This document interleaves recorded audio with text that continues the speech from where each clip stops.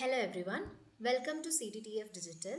നമ്മൾ ഇന്ന് computer theory part 1 office ഓട്ടോമേഷനിൽ ഇൻട്രൊഡക്ഷൻ ടു കമ്പ്യൂട്ടർ സിസ്റ്റം എന്ന ടോപ്പിക്കാണ് നോക്കാൻ പോകുന്നത്. ആ ടോപ്പിക്കിൻ്റെ അണ്ടറിൽ നമുക്ക് hardware, software, input, output, CPU, memory എന്നൊക്കെ ടോപ്പിക്സ് ഉണ്ട്. സോ വൺ ബൈ വൺ നമ്മൾ കവർ ചെയ്യുന്നതായിരിക്കും. Okay, first question, what is a computer? So നമ്മൾ ഡെഫിനേഷൻ നോക്കുന്നതാണെങ്കിൽ a computer is an electronic device that accepts data as input, processes it according to a set of instruction, stores it and produces meaningful information as output. അതായത് ഇപ്പം നമുക്കൊരു computer ഉണ്ട്, നമ്മൾ ആ കമ്പ്യൂട്ടറിൽ നമ്മളൊരു ഇൻപുട്ട് കൊടുക്കുന്നു, അത് ഒരു സെറ്റ് ഓഫ് ഇൻസ്ട്രക്ഷനിൽ ആക്ട് ചെയ്യുന്നു, നമുക്ക് ഔട്ട്പുട്ട് തരുന്നു. ഇതാണ് ബേസിക്കലി ഒരു കമ്പ്യൂട്ടർ ചെയ്യുന്നത്. ഓക്കെ, സോ എക്സാമ്പിൾ പറയുകയാണെങ്കിൽ ഒരു പ്രിൻറ്റർ. നമ്മളിപ്പോൾ പ്രിൻറ്റിങ് എങ്ങനെയാണ് ചെയ്യുന്നത്? നമ്മളൊരു ഡോക്യുമെൻ്റ് എനിക്ക് പ്രിൻ്റ് എടുക്കണം. അപ്പം ഞാൻ ആ ഒരു പ്രിൻറ്ററിൻ്റെ അടുത്ത് അല്ലെങ്കിൽ എൻ്റെ കമ്പ്യൂട്ടറിൽ ഞാൻ ആ ഡോക്യുമെൻ്റ് കൊടുക്കുന്നു. ഓക്കെ, സോ അത് കൊടുത്തു കഴിഞ്ഞാൽ ഇൻസ്റ്റൻ്റ്ലി അല്ലല്ലോ പ്രിൻ്റ് എടുക്കുന്നത്, നമുക്ക് എന്തൊക്കെ വേണമെന്ന് അത് ചോദിക്കും. A4 സൈസ് പേപ്പറിലാണോ പ്രിൻ്റ് എടുക്കേണ്ടത്, അല്ലെങ്കിൽ നിങ്ങൾ ഫോട്ടോ ഒക്കെ എടുക്കുന്നതാണെങ്കിൽ ഡിജിറ്റൈസ്ഡ് ആയിട്ടുള്ള ഫോട്ടോ പേപ്പർ ഉണ്ടാവും. ഓക്കെ, ആ ഫോട്ടോ പേപ്പറിലാണോ പ്രിൻ്റ് എടുക്കേണ്ടത്, അതിനനുസരിച്ച് നമ്മൾ പേപ്പർ ചൂസ് ചെയ്ത് കൊടുക്കും. ഏത് ലേ ഔട്ടിലാണ് പ്രിൻ്റ് എടുക്കേണ്ടത് ചോദിക്കും. മാർജിൻ ഏത് സ്റ്റൈലിലാണ് വേണ്ടത് ചോദിക്കും. ഓക്കെ, നോർമൽ മാർജിൻ വേണോ, അല്ലെങ്കിൽ കുറച്ചും കൂടി വീതിയുള്ള മാർജിൻ വേണോ, കളർ പ്രിൻ്റ് വേണോ, ബ്ലാക്ക് ആൻഡ് വൈറ്റ് വേണോ ചോദിക്കും. സോ ഇങ്ങനത്തെ കുറേ ഫാക്ടേഴ്സ് നമ്മൾ കൊടുക്കും. അതാണ് സെറ്റ് ഓഫ് ഇൻസ്ട്രക്ഷൻസ് നമ്മൾ അല്ലെങ്കിൽ ഇൻപുട്ട് പാസ് ചെയ്യുന്നത്. അപ്പം ആ ഒരു ഇൻസ്ട്രക്ഷൻസ് അനുസരിച്ചിട്ട് നമുക്ക് ഔട്ട്പുട്ട് ഡോക്യുമെൻ്റ് ആയിട്ട് കിട്ടും. സോ ഇതാണ് ആ ബേസിക്കലി ആ ഒരു പ്രിൻ്ററിൽ നടക്കുന്നത്. അതായത് ഇൻപുട്ട്, പ്രോസസ്സിംഗ്, സ്റ്റോറേജ്, ഔട്ട്പുട്ട്, അല്ലെങ്കിൽ input, processing, output, storage.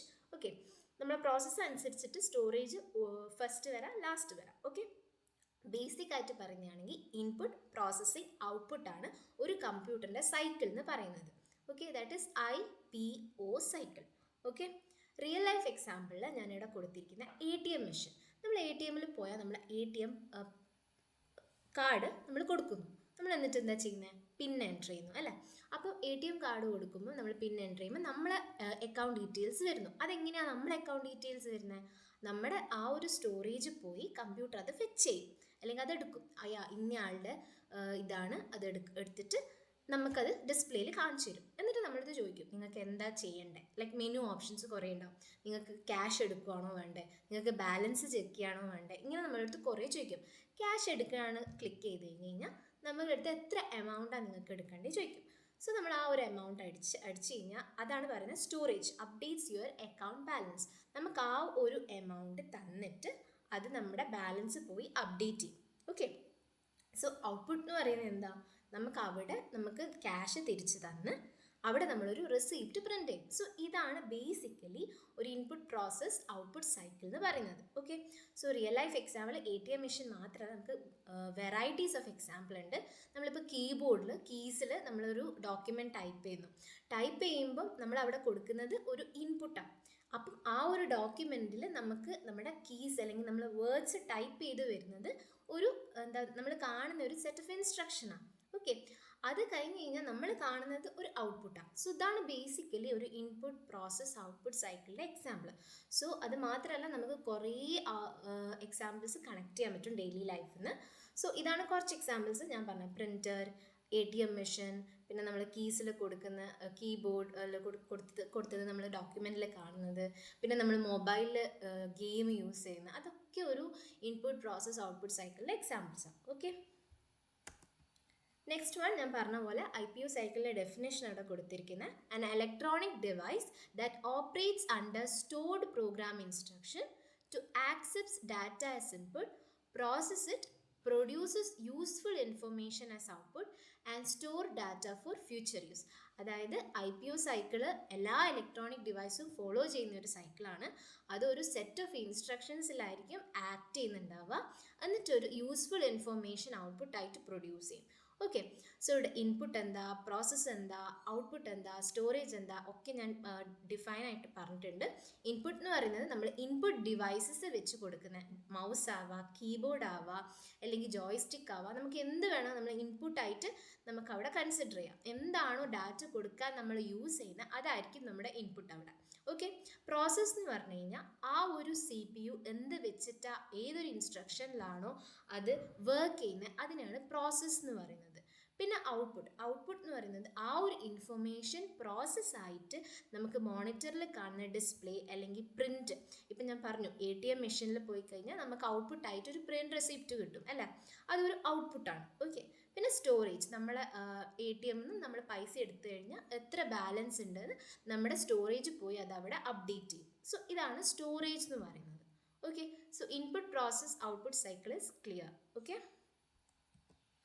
Next one, characteristics of a computer.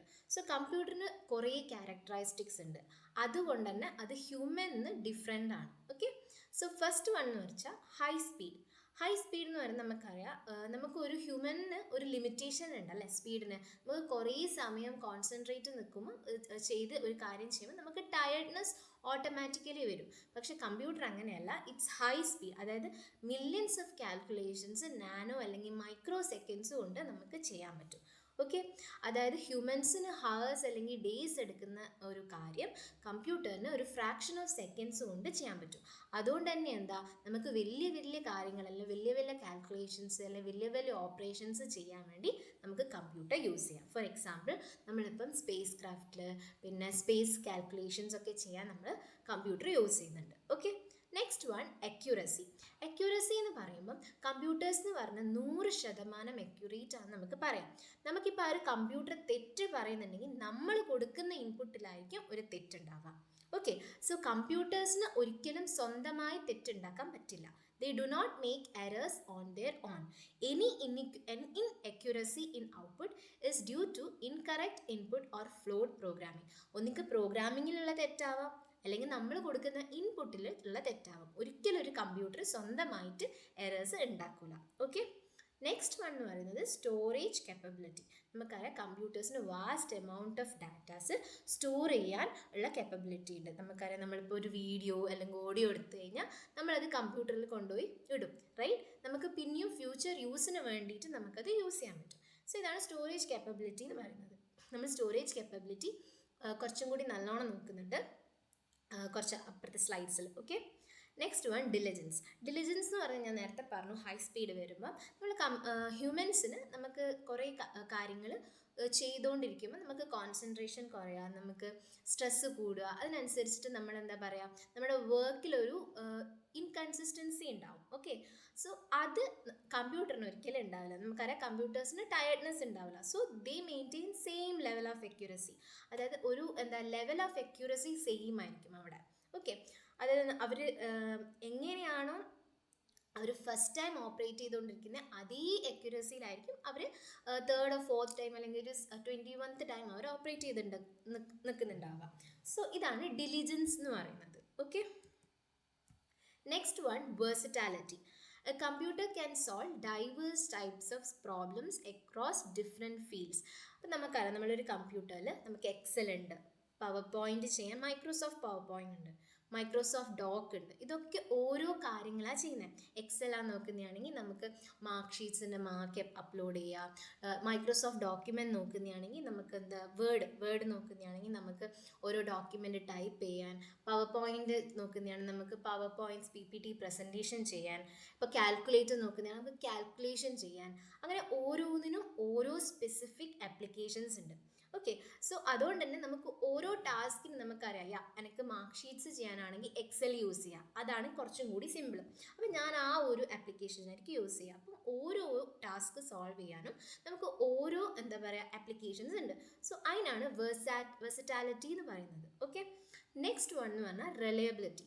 Reliability എന്ന് വരുമ്പോൾ computers have long component life and require minimal maintenance. അതായത് മിനിമൽ മെയിൻ്റനൻസ് നമുക്ക് വേണ്ടി വരും.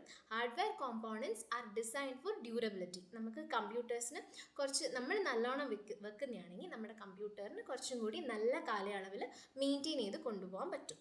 സോ അതാണ് റിലയബിലിറ്റി കൊണ്ട് ഉദ്ദേശിക്കുന്നത്. Next one, automation. Once a program is loaded, a computer executes instruction automatically without human intervention. ഇതിൻ്റെ ബെസ്റ്റ് എക്സാമ്പിൾ എന്ന് പറയുന്നത് അലാം ക്ലോക്കാണ്. നമുക്കറിയാം അലാം ക്ലോക്കിൽ നമ്മൾ ഒരു ടൈം സെറ്റ് ചെയ്ത് അത് തന്നാലെ അടിക്കുന്നുണ്ട് അല്ലേ. രാവിലെ ഒരു 6 മണിക്ക് അലാം ക്ലോക്കിൽ ടൈം സെറ്റ് ചെയ്ത് കഴിഞ്ഞാൽ അത് 6 മണിക്ക് അലാം അടിക്കും. അപ്പം അതൊരു ഓട്ടോമേഷൻ്റെ എക്സാമ്പിളാണ്, സിമ്പിൾ എക്സാമ്പിളാണ്. സോ അവിടെ ഒരു ഹ്യൂമൻ നമ്മൾ പോയിട്ട് 6 മണിക്ക് ആ ഒരു ബെല്ലിനൊരു ഇത് കൊടുക്കുകയൊന്നും വേണ്ട, അത് 6 മണിക്ക് അടിക്കും. That is A example of automation. So അതൊരു സ്റ്റോർഡ് ഇൻസ്ട്രക്ഷനാണ്. 6 മണിക്ക് ബെല്ലടിക്കണം അല്ലെങ്കിൽ അലാം അടിക്കണം എന്നുള്ളത് ഒരു സ്റ്റോർ ഇൻസ്ട്രക്ഷനാണ്. ഓട്ടോമേഷൻ അത് മാത്രമല്ല, പല എക്സാമ്പിളും ഉണ്ട്. നമ്മളിപ്പോൾ ഓട്ടോമേഷൻ കുറച്ചും കൂടി ഹൈ ടെക്നോളജി എൻ്റെ വന്നു കഴിഞ്ഞാൽ നമ്മൾ AI യൂസ് ചെയ്തിട്ട് കുറേ ഓട്ടോമേഷൻസ് ചെയ്യുന്നുണ്ട്. അതായത് ഓട്ടോമാറ്റിക്കായിട്ട് നമ്മൾ CCTVന്ന് തെഫ്റ്റ് ഡിറ്റക്റ്റ് ചെയ്യുക, അല്ലെങ്കിൽ ഓട്ടോമാറ്റിക്കായിട്ട് നമ്മൾ ഈ അഗ്രികൾച്ചറിൽ വെള്ളം പ്ലാന്റ്സിന് സപ്ലൈ ചെയ്യുക, ഓക്കെ, ഇറിഗേഷൻ പർപ്പസ് നമ്മൾ യൂസ് ചെയ്യുന്നുണ്ട്. അങ്ങനെ കുറേ ഓട്ടോമേഷൻ ഫീൽഡ്സ് വരുന്നുണ്ട്. ഓട്ടോമാറ്റിക് സെൽഫ് ഡ്രൈവിംഗ് കാർസ് ഉണ്ട് അല്ലേ. അതായത് എല്ലാം ഡിറ്റക്റ്റ് ചെയ്ത് മാപ്പ് വഴി നമ്മൾ ഇപ്പോൾ ഒരു ഇൻപുട്ട് കൊടുത്തു കഴിഞ്ഞാൽ അത് നമ്മൾ ആ ഒരു സ്ഥലത്ത് കൊണ്ടുപോയി ഇറക്കും. സോ ഇതൊരു എക്സാമ്പിൾ ഓഫ് ഓട്ടോമേഷൻ ആണ്. സോ ഓട്ടോമേഷൻ അത് മാത്രമല്ല, വെറൈറ്റീസ് ഓഫ് എക്സാമ്പിൾസ് ഉണ്ട് ഓട്ടോമേഷനിൽ. ഓക്കെ, നെക്സ്റ്റ് വൺ എന്ന് പറയുന്നത് paper work and cost reduction. നമുക്കറിയാം കമ്പ്യൂട്ടറിൻ്റെ കേസിൽ വരുമ്പോൾ നമുക്ക് എല്ലാം ഡിജിറ്റൈസ്ഡ് ആണ്, ഒന്നും പേപ്പർ വർക്ക്സ് ഇല്ല. നമ്മൾ പ്രീവിയസ്ലി നോക്കുന്നതാണെങ്കിൽ നമ്മൾ ഓരോ ബിസിനസ്സും സ്റ്റാർട്ട് ചെയ്യുമ്പോൾ ഒക്കെ നമുക്ക് കുറേ പേപ്പർ വർക്ക്സ് ഉണ്ടാവും. സോ അതൊക്കെ ഇപ്പോൾ കുറഞ്ഞു. നമ്മളിപ്പോൾ എല്ലാം ഓൺലൈനും ഇമെയിലും വഴിയാണ് ഷെയർ ചെയ്യുന്നത്. നമ്മൾ എന്തൊരു ഡോക്യുമെൻ്റ് ചെയ്യുന്നു നമ്മളത് ഇമെയിൽ വഴി ഷെയർ ചെയ്യുന്നു. അപ്പോൾ അവിടെ ഒരു പ്രിൻറ്റിങ് കോസ്റ്റോ അല്ലെങ്കിൽ പ്രിൻറ്ററിൽ ഫോട്ടോസ്റ്റാറ്റ് സെൻറ്ററിൽ പോയി പ്രിൻ്റ് എടുക്കുന്ന ഒരു കോസ്റ്റോ, അല്ലെങ്കിൽ നമ്മൾ ചെയ്യുന്ന വർക്ക്, അതായത് ഫോട്ടോസ്റ്റാറ്റ് പോവുക, പ്രിൻ്റ് എടുക്കുക, ഇതൊക്കെ കുറച്ചും കൂടി ടയർസം വർക്കാണ്. സോ അതൊക്കെ അവിടെ കുറഞ്ഞു. ഓക്കെ, സോ അതുകൊണ്ട് തന്നെ കോസ്റ്റ് റിഡക്ഷൻ അവിടെ നൈസായിട്ടുണ്ട്. So computers significantly speed up business processes. അതായത് ഇന്ന് ചെയ്യേണ്ട കാര്യം നമുക്ക് ഇന്ന് തന്നെ ചെയ്ത് അവർക്ക് അയച്ചു കൊടുത്ത് അതിനൊരു റിസൾട്ട് നമുക്ക് ജനറേറ്റ് ചെയ്യാൻ പറ്റും. സോ ഇതാണ് പേപ്പർ വർക്ക് ആൻഡ് കോസ്റ്റ് റിഡക്ഷനെ കൊണ്ട് ഉദ്ദേശിക്കുന്നത്. ഓക്കെ, നെക്സ്റ്റ് വൺ ഞാൻ പറഞ്ഞു, functionalities of a computer. Input, processing, output.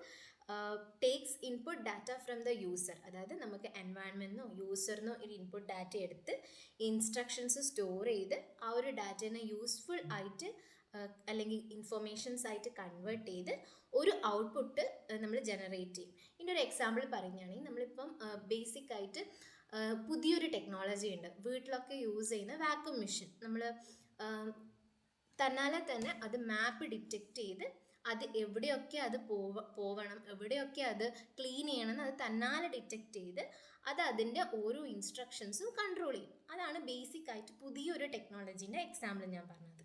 Okay, next one, applications of computer. നമുക്കറിയാം കമ്പ്യൂട്ടേഴ്സ് കുറേ ഫീൽഡ്സിൽ നമ്മൾ യൂസ് ചെയ്യുന്നുണ്ട്.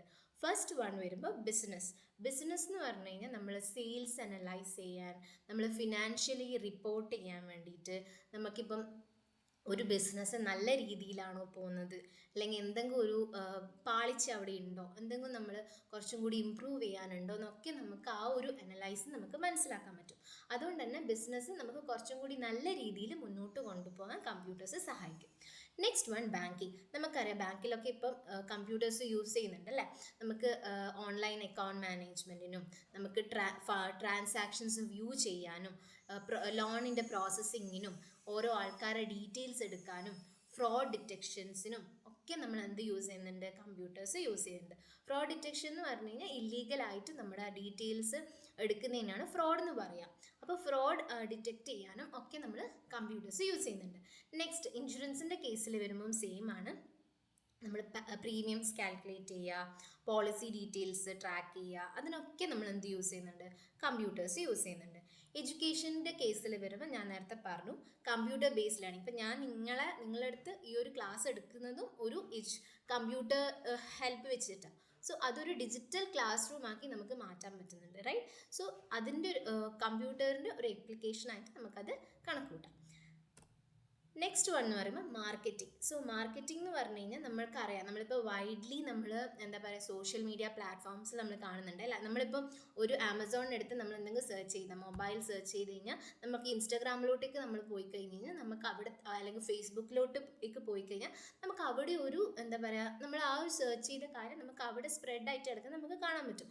അല്ലെങ്കിൽ നമുക്കൊരു ഇൻസ്റ്റാഗ്രാമിൽ ഒരു റീലായിട്ടോ ആഡായിട്ടോ നമുക്ക് അവിടെ വരും. അതിലൊരു മാർക്കറ്റിംഗ്, ഒരു എന്താ പറയുക മാർക്കറ്റിംഗ് ടെക്നോളജിയാണ്.